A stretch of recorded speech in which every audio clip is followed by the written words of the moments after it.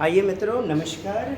अंग्रेजी की प्रथम कक्षा में लर्निंग एंड एक्विजिशन अर्थात लर्निंग अधिगम, जो कि हम सिस्टमैटिक ढंग से प्राप्त करते हैं एक नियमबद्ध प्रणाली के तहत, औपचारिक प्रक्रिया के तहत, चेतन में रह करके, यानी कॉन्शियस, चेतन में रह के, चेतन सचेतन, साथ ही साथ बात करें तो फॉर्मल, एक नियम कायदे कानून के अनुसार फॉर्मल एक्विजिशन, अनौपचारिक ढंग से, स्वाभाविक ढंग से, नेचुरल ढंग से, जैसे घर का माहौल, मातृभाषा हमने बिना किसी प्रयास के सीख लिया, बिना किसी नियम के सीख लिया। बात करें लर्निंग तो स्कूल का माहौल देख लें, एक सिस्टमैटिक वे होता है, और अर्जन स्वाभाविक नेचुरल ढंग से चला जाता है, जहाँ अचेतन मतलब ज़्यादा माथा लगाने की आवश्यकता नहीं होती है। अनकॉन्शियसली, अनकॉन्शियस, अनौपचारिक ढंग से, अनौपचारिक इनफॉर्मल तरीके से चलते हैं, ज्ञान को प्राप्त करते हैं। देखते हैं लैंग्वेज क्या है। लैंग्वेज तो भाषा वह है जिसके माध्यम से कोई व्यक्ति अपने आइडियाज, थॉट्स, फीलिंग्स, मैसेज को एक्सप्रेस करता है, अभिव्यक्त करता है। Language is a medium through which one can express once idea, thoughts. हम अपने विचार को अभिव्यक्त करते हैं, हम अपने भावों की अभिव्यक्ति करते हैं, हम अपने अंदर उठ रहे संचार को, संदेश को दूसरों तक पहुंचाते हैं भाषा के माध्यम से। Every language choose some symbols, प्रत्येक भाषा की एक नियमबद्ध व्यवस्था होती है, प्रतीक चिन्हों पर आधारित होती है। जब हम लिखते हैं तो इसका एक प्रतीक होता है, एक लिपि होती है। That alphabets of the language and joins in different combination, और कई सारे from meaningful words, कई सारे अल्फाबेट को जोड़ते हैं, कंबाइन करते हैं, संगठित करते हैं और सार्थक शब्द प्रकट करते हैं। क्या यह प्रश्न में कई बार आया है? भाषा वह है साहब जब हम मीनिंगफुल वर्ड्स का प्रयोग करें, अगला समझ नहीं पाए तो वह मीनिंगफुल थोड़े हुआ, सार्थक होना अनिवार्य है। Language can be acquired in two ways, दो तरीके से एक्वायर किया जा सकता है। आप या तो स्वाभाविक करोगे या तो आप प्रयत्न करोगे, प्रयास करोगे लर्निंग के माध्यम से, अर्थात अधिगम और एक्विजिशन, अर्जन। अर्जन जैसा कि हमने ऊपर चर्चा किया ही। लैंग्वेज फैमिलीज, लैंग्वेज फैमिलीज भाषा के परिवार। It is believed that 1600 language, लगभग 1648 समथिंग जो है लगभग भाषाएं बोली जाती हैं भारत में। There are 22 मेजर लैंग्वेज, लेकिन संविधान में कितने को मान्यता है? 22 को। Language in India written in 13 different scripts, कितनी अलग अलग लिपि में वर्णन है? 13 अलग अलग लिपियों में, विथ ओवर 720 डायलैक्ट्स। डायलैक्ट्स मतलब बोलियां। विथ ओवर 720, 720 डायलैक्ट्स, लगभग 720 बोलियां। जैसे हिंदी भाषा से भी आपकी बुंदेलखंडी निकली, पहाड़ी भाषा, तरह तरह की बोलियां निकली, डायलैक्ट्स निकली। Indo European, Hindi, English, Gujarati इत्यादि। बाइलिंग्विज्म एंड पॉलीग्लॉट। पॉलीग्लॉट का मतलब होता है मल्टीलिंग्विज्म। क्या? मल्टीलिंग्विज्म यानी बहुभाषिकता। क्या लिखा गया है ये? पॉलीग्लॉट बहुभाषिकता और ये द्विभाषिकता। हिंदी में आपने देखा ही था, दो भाषा का प्रयोग, दो भाषा जानना और दो से अधिक, मोर देन टू लैंग्वेज। देखिएगा क्या लिखा गया है, अ पर्सन या फिर a child who can speak two language is called bi. मतलब क्या होता है, दो। अब पॉली, पॉली मतलब बहुत सारे, तो polyglot can speak more than two language, more than two language, more than two, दो से अधिक भाषा। जैसे हमारे घर में कोई मम्मा जो है ना बंगला बोल रही है, पिताजी अंग्रेजी बोल रहे हैं, दादी माँ संस्कृत बोलती हैं, तो बहुभाषिकता वाला परिवेश हो गया। A polyglot can speak more than two language, use of more than one और टू लैंग्वेज। देख रहे हैं, इंक्रीज बढ़ाता है, कॉग्निटिव यानी संज्ञान को बढ़ाता है, कभी भी बहुभाषिकता को रुकावट, हिंड्रेंस, जी हिंड्रेंस रुकावट के रूप में नहीं देखना है, रिसोर्स के रूप में देखना है, संसाधन के रूप में देखना है। एंड पेडागोजिकल एफिशिएंसी और शिक्षा शास्त्रीय दक्षता के रूप में देखना है, गुणवत्ता रूप में देखना है, रिसोर्स के रूप में देखा जाना चाहिए। क्वेश्चन में हम देखेंगे रिसोर्स अवॉइड किया जाना चाहिए, अवॉइड नहीं, क्या अवॉइड किया जाना चाहिए, नहीं। हिंड्रेंस है क्या, बाधा रुकावट नहीं, यह रिसोर्स के रूप में काम करता है। किस रूप में,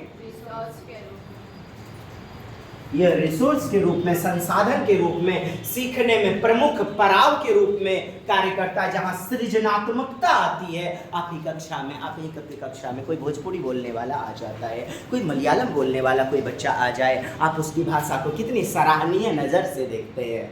वो बोलता है दादा खाबो, तो आप भी बोलना शुरू कर देते हैं, उसकी भाषा को सीखना लगभग शुरू कर देते हैं।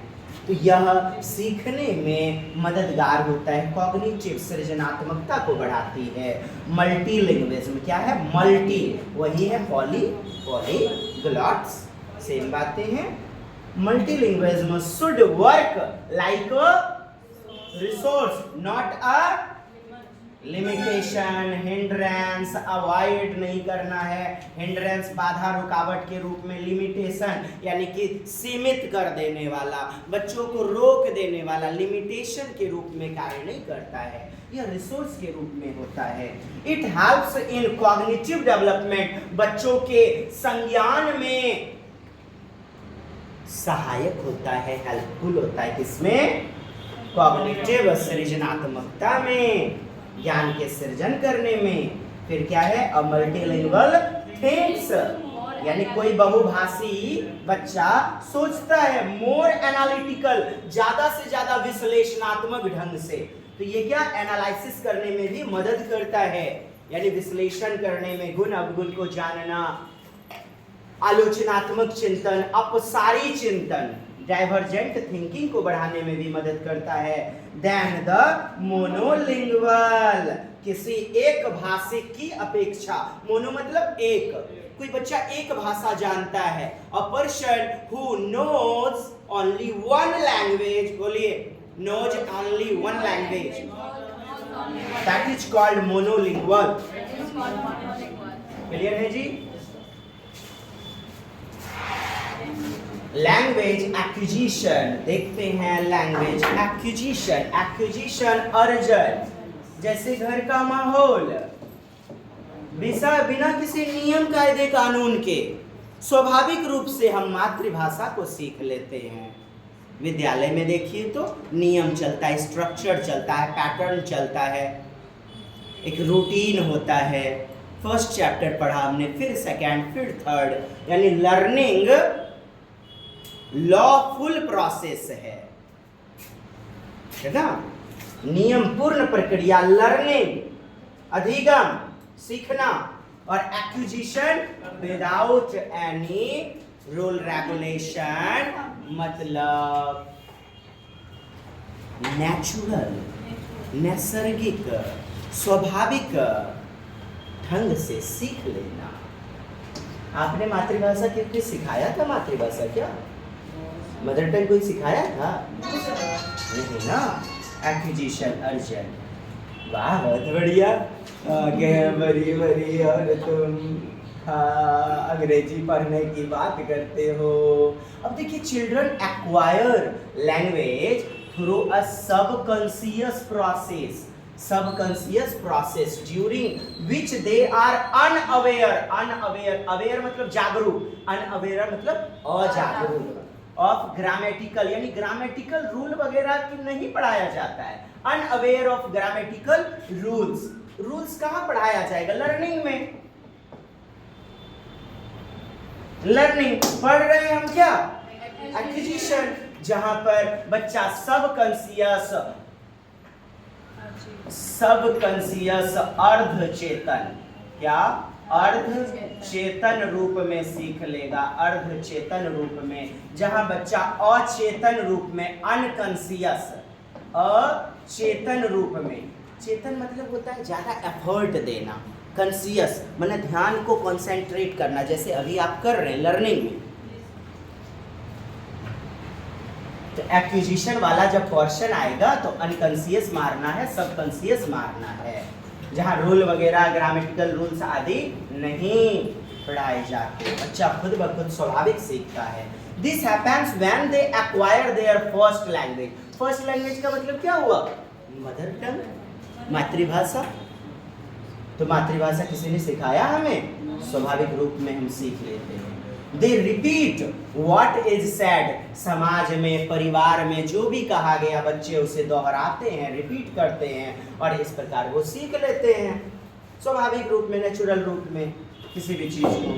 Said to them and get a feel for what is and what is not correct. क्या सही है क्या गलत है, यह भी बच्चे नेचुरली सीख लेते हैं एक्विजिशन में। In order to acquire a language, they need a source of natural communication। देखिए स्वाभाविक वार्तालाप, जैसे मम्मी पापा कोई बातचीत कर रहे हैं, बच्चा बैठा हुआ है, दूध भात खा रहा है या टीवी देख रहा है, उसने माता पिता की भाषा को अडॉप्ट कर लिया, नेचुरली अडॉप्ट कर लिया। तो natural communication which is usually the mother, the father और द केयर गिवर, जैसे ट्यूशन वाले, जैसे अन्य लोग, जैसे दाई माँ, जैसे मम्मी पापा पढ़ाने जाते हैं स्कूल, तो कोई केयर टेकर आता है। घर में होता है ऐसा, शहरों में अक्सर care giver.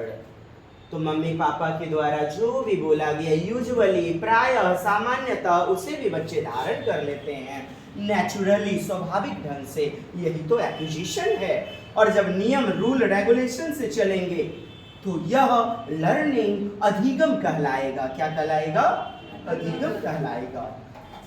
Language learning is the result of the direct instruction. देखिए निर्देश भी दिया जाता है, जैसे संज्ञा, सर्वनाम आदि, इंस्ट्रक्शन, पैटर्न्स, रूल, रेगुलेशन। क्या जाएगा साहब? लर्निंग में instruction in the rules of language. नियम पढ़ने की बातें without rule regulation, naturally, effortful process यानी प्रयासपूर्ण। जैसे विद्यालय का माहौल आप प्रयास करते हैं, अभी तो कर रहे हैं, जैसे घर का माहौल कोई प्रयास नहीं, नेचुरली सीख लिया बच्चे ने। Language learning is the result of direct instruction, the rules of language. Here children need to learn the vocabulary। यहाँ बच्चे शब्दार्थ याद करते हैं, vocabulary याद करते हैं, ग्रामर के रूल्स को एक क्रम में सीखते हैं। कहाँ? लर्निंग में। It is being used for second language। सामान्यतः यह L2 से संबंधित है, लैंग्वेज 2, जैसे कि आपकी अंग्रेजी। सीखने के लिए प्रयास करते हैं ना, लेकिन घर का भोजपुरी भाषा, हिंदी भाषा सीखने की प्रयास करने की आवश्यकता सामान्यतः नहीं होती है। एक्विजिशन, आइए मुख्य अंतर देख लिया जाए एक्विजिशन और लर्निंग में। Language acquisition is a natural process. अर्जन क्या होगा साहब? नेचुरल होगा, और सब कॉन्शियस, साथ ही साथ अनकॉन्शियस क्या होगा, अनकॉन्शियस होगा। लैंग्वेज लर्निंग रिक्वायर्स कॉन्शियस यानी चेतन प्रक्रिया, चेतन, इसी को बोलेंगे सचेतन, क्या बोलेंगे, सचेतन एफर्ट की आवश्यकता होती है लर्निंग में। It goes through rules, patterns, structure, grammatical rules etcetera. In acquisition socio cultural, देखिए हमारा सोसाइटी का, हमारे समाज की, संस्कृति की जैसी क्वालिटी है इजिली एसिमिलेटेड, उस हिसाब से बच्चे का भाषाई विकास होता है। अगल बगल बोलने वाले जैसे जितने क्वालिटीदार लैंग्वेज का प्रयोग करेंगे वैसे ही बच्चे की भाषा भी होती चली जाएगी, मातृभाषा। In learning defined rules of grammar, क्या डिफाइंड रूल्स, व्याख्यित रूल्स ऑफ ग्रामर, ग्रामर के पैटर्न्स, रूल्स आदि बताए जाते हैं लर्निंग में।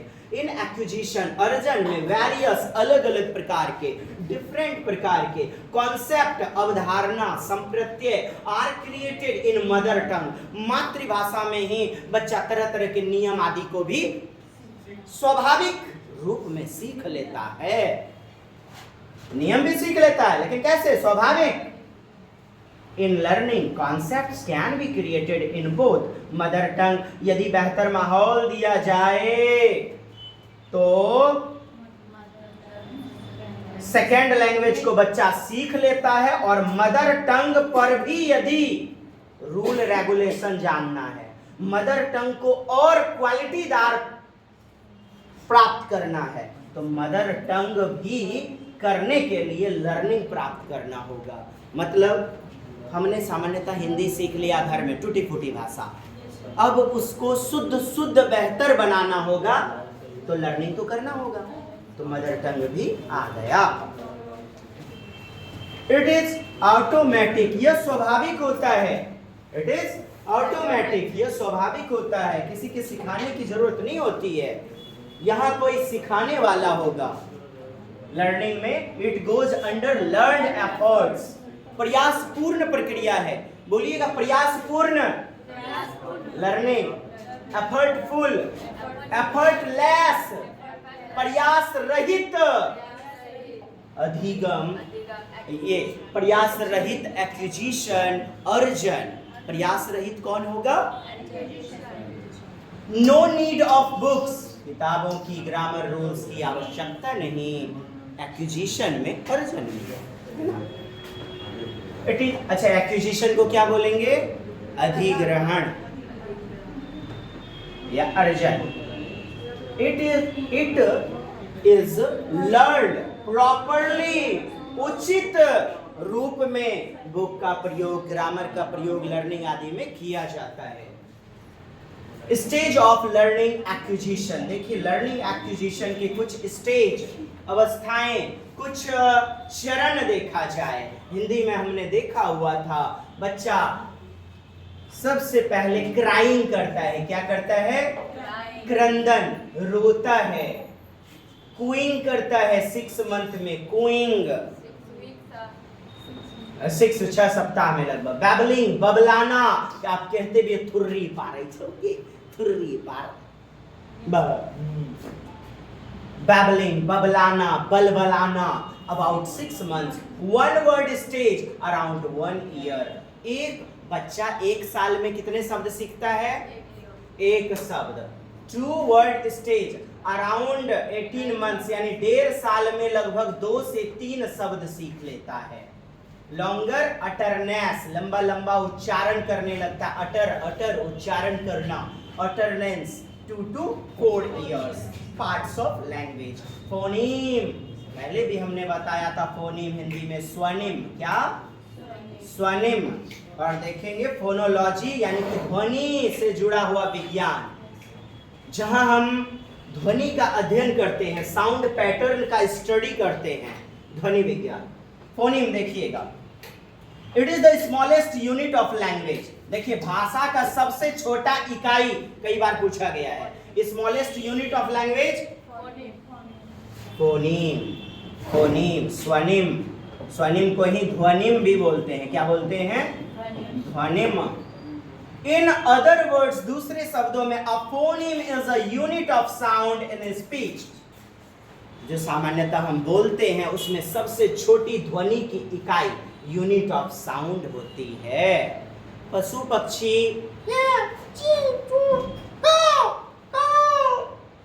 उनकी भाषा समझ पा रहे हैं क्या? क्या बोल रहा है? नहीं, वह छोटी इकाई which is not study, which can't be study, that is phoneme.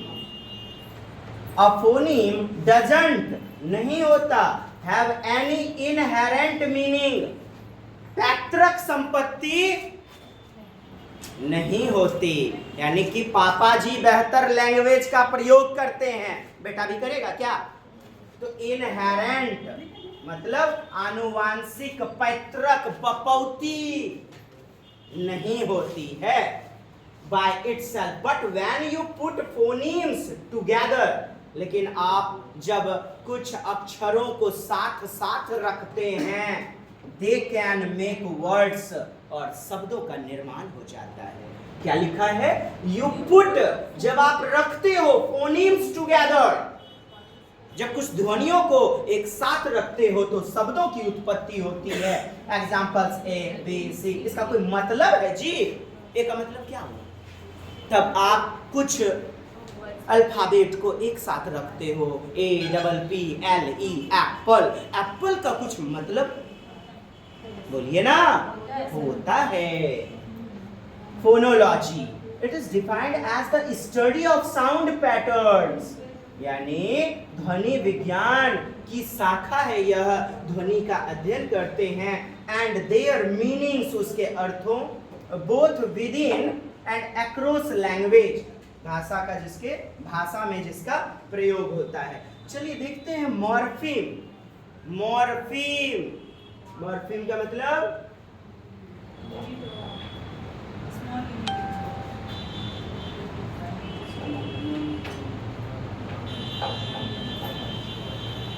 Semantic. देखिए सिमेंटिक्स, आगे देखेंगे सिंटैक्स।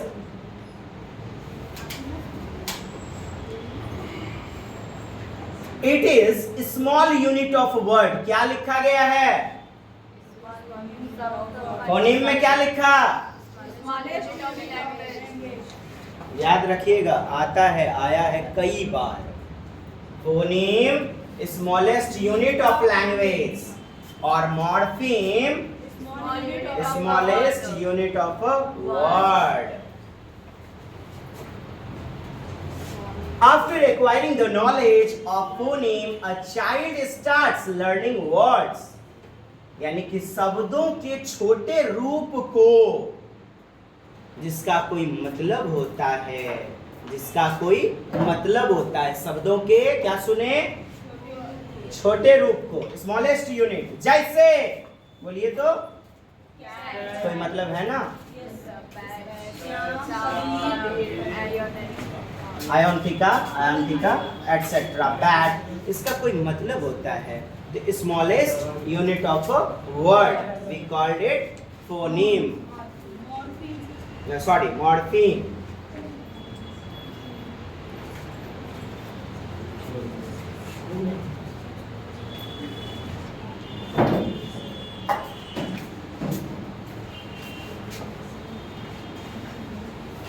आगे देखें, आपने देख लिया smallest unit of language. Language smallest unit कहाँ जाइएगा? फोनीम में। और स्मॉलेस्ट यूनिट ऑफ वर्ड में मॉर्फीम में जाना है। आगे पढ़े यहां से। Since mental development is not complete, so a child speaks a smaller words known as morpheme.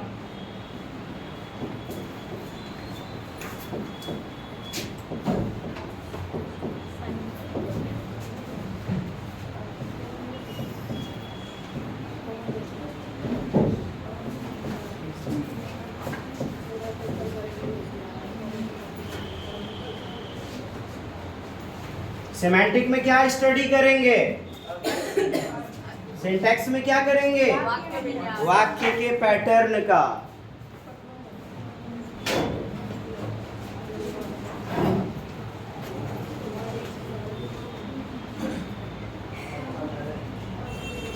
देखिए, पढ़िए उसको।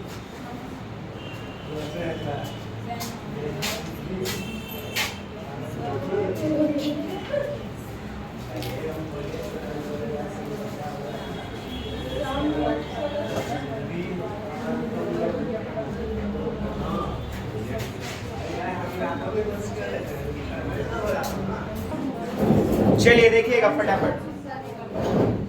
ये हो गया। ये मॉर्फीम यानी कि smallest unit of a word, यानी किसी वर्ड का एक रूप, रूप दे देना जिसका कोई मतलब होगा। Excuse me, hello, cat, bat, इसका कोई मतलब होता है, लेकिन वो जो आपने देखा फोनोलॉजी, फोनीम, मतलब नहीं है उसका। जैसे पशु पक्षियों की आवाज, उसका क्या मतलब है आप नहीं समझ पाओगे। जो 1 महीने 2 महीने रह रहा है उसके साथ, वो भला थोड़ा समझ भी पाएगा। खैर देखिएगा प्लीज, सिमेंटिक्स में क्या करते हैं? अर्थ विन्यास, यानी when all the words in a sentence have a meaning का अध्ययन करते हैं, मीनिंग का अध्ययन किया जाता है इसमें। जैसे Ram goes to school, Ram विद्यालय जाता है, इसका कोई मतलब होता है, लेकिन कहेंगे Ram flies to school, Ram flies to school, Ram school उड़ता है, क्या कोई मतलब हुआ? मैं चाय खाता हूं, मैं चाय खाता हूं, कोई मतलब हुआ जी? पीना बोलेंगे ना।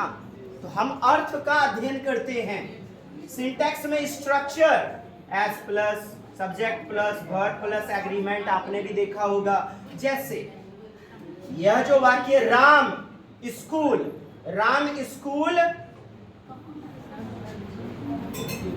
To go, Ram school to go, सुनिएगा, राम स्कूल टू गो, इसका कोई मतलब हुआ?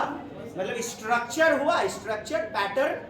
तो हम जानते हैं, पहले भी पढ़ते आए हैं, सिंटैक्स यानी subject plus verb plus agreement, subject और वर्ब का एग्रीमेंट स्थान को अध्ययन करते हैं।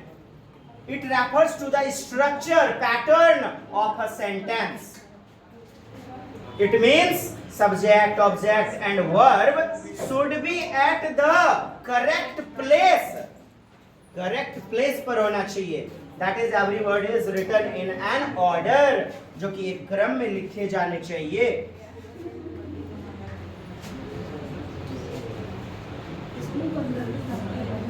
एलिप्सिस क्या होता है? एलिप्सिस 3 डॉट मार्क्स को कहते हैं। हेलो, 3 डॉट्स पंक्चुएशन मार्क्स को क्या कहा जाता है? एलिप्सिस, याद रखना है, एलिप्सिस।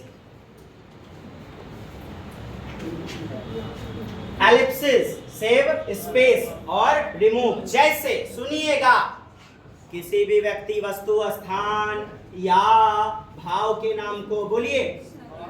किसी भी व्यक्ति, वस्तु, the name of person, place, animal and thing is called noun। आगे क्या हो जाएगा? स्पेस को बचा दिया। कहते हैं ये सब नहीं लिख के हम लोग क्या करते थे अपने नोट्स में? 3 को डॉट दे देते थे। यही तो है एलिप्सिस। चलिए साहब, इतनी बातें आपकी हो गई। और ये जो है ना, स्पेस और को रिमूव करता है, remove materials, that is less important than less relevant. इतनी बातें हैं साहब। कैसी लगी कक्षा? संबोधित कीजिएगा। जय हिंद, जय भारत, वंदे मातरम। Thank you very much.